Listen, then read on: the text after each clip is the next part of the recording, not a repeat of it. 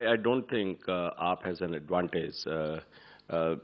These are the surveys, but मुझे लगता है कि भारतीय जनता पार्टी पूरी तरह से इस चुनाव को जीतेगी और ये सर्वे एक डिफरेंट ओपिनियन लेकर के आते हैं एंड डिफरेंट टाइम फ्रेम में ये सर्वेस होते हैं बट दिल्ली का जो मूड है वो देश से अलग नहीं है और दिल्ली में भारतीय जनता पार्टी की सरकार निश्चित है।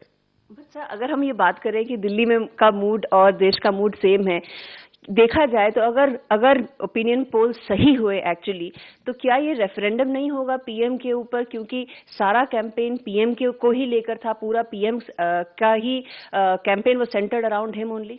नहीं, मुझे नहीं लगता कि ये रेफरेंडम प्रधानमंत्री जी के लिए है।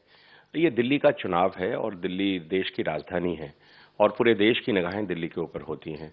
दिल्ली में जिस तरह का 15 साल का एक गवर्नेंस हुई है, जिस तरह से एक साल दिल्ली में कुछ हुआ नहीं, कुछ पर्टिकुलर पॉलिटिकल पार्टीज का जो एक बिहेवियरल अप्रोच था, उसके कारण से दिल्ली को बहुत नुकसान हुआ है और इसलिए ये चुनाव दिल्ली के लिए है, दिल्ली के मुख्यमंत्री के लिए है।